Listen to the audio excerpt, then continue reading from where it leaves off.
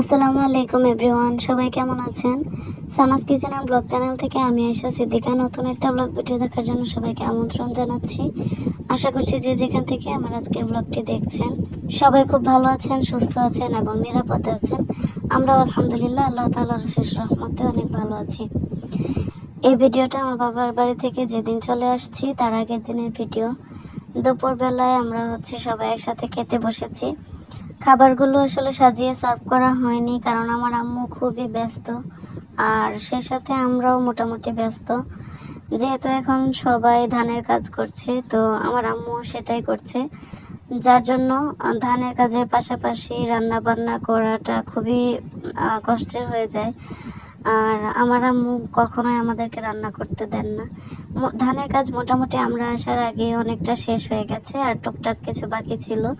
আগে আম্মু সব শেষ করে রেখেছে যেন আমরা যাওয়ার পরে খুব বেশি কাজ না থাকে, অল্প কিছু কাজ ছিল। ভিডিওটা একটু কালো কালো লাগছে, কারণ এই যে আমাদের ড্রয়িং প্লাস ডাইনিং এর প্রায় পুরোটাই ধানের বস্তা দিয়ে ভর্তি। আর যেহেতু জানালার সামনেই ধানগুলো রাখা হয়েছে, তো এজন্য রুমের ভিতরে আলো একটু কম আসে। আমাদের সবার একটা দাওয়াত ছিল, সুন্নতে খাতনার দাওয়াত, কিন্তু সেখানে যাওয়া হয়নি। আর এই যে পরের দিন আমি বাসায় চলে এসেছি। যে কাজটার জন্য গিয়েছিলাম সেটা তো হয়নি, এই জন্য আমরা দুজনেই খুব টেনশনে আছি। কয়েকবার থেকে এরকম পেরেশানি যাচ্ছে, কাজটা কমপ্লিট করতে পারছি না। তো যাই হোক, দেখি আল্লাহ কবে করান। বাসায় আসার সময় আমার আম্মু খুদের চাল দিয়ে দিয়েছিলেন অনেকগুলো। তো পরের দিন সকালবেলায় আমি খুদের ভাত রান্না করছি, মানে আমরা যেটাকে খুদ বিরান বলি, খুদ বিরান আর সাথে চেপার চাশনি। এই খাবারটা আমাদের সবার খুবই পছন্দ, বিশেষ করে আমার হাজব্যান্ডের। আর এবছর আমরাও কিছু ধান কিনেছি যেন হাতের চাল খেতে পারি। এজন্য আসলে আমরা এবছর বেশ কিছু ধান কিনেছি, আর সেগুলো আমার আম্মুই সব কিছু করে সিদ্ধ করে শুকিয়ে একদম চাল করে দিবেন।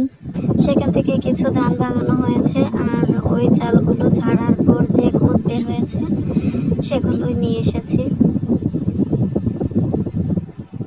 সন্ধ্যার পর একটু নুডলস রান্না করছি, সবার মোটামুটি একটু ক্ষুধা লেগেছে তাই। তো এখানে আমি নুডলস রান্নার জন্য সব কিছু রেডি করে নিয়েছি। আজকে নুডলসে সামান্য পরিমাণে আলু দেব, আলু কুচি করে আর কি, এজন্য আলু একটু মোটা করে কুচি করেছি।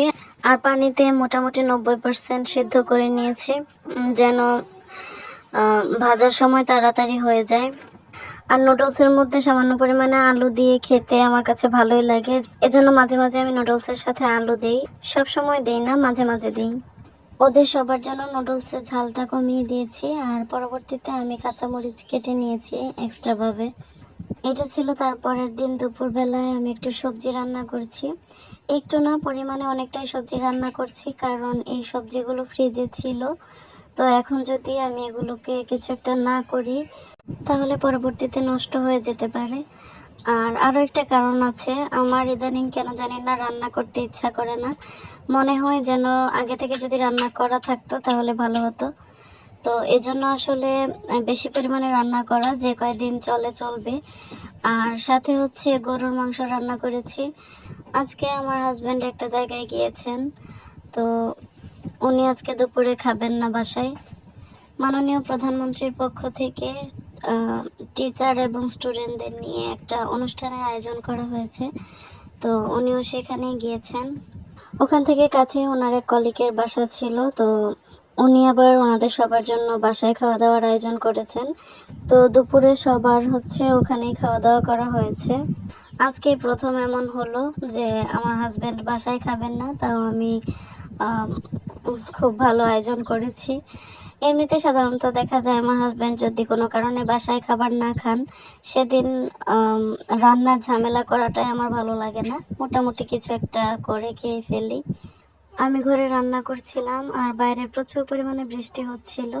তো জানালা দিয়ে দেখলাম যে বাচ্চারা বৃষ্টিতে ভিজছে আর পুকুরে খেলাধুলা করছে। তো কিছুক্ষণের জন্য ওদেরকে দেখে আমার ছোটবেলার কথা মনে পড়ে গেল। ছোটবেলায় অনেক বৃষ্টিতে ভিজেছি, আর নানু বাড়ি গেলে পুকুরে অনেক নেমেছি। তো যাই হোক, ভিডিওটা ভালো লাগলে সবাই like, comment, share and subscribe করতে ভুলবেন না। পরবর্তী ব্লগ দেখার আমন্ত্রণ জানিয়ে এখানে বিদায় নিচ্ছি। সবাই ভালো থাকবেন। আল্লাহ হাফেজ।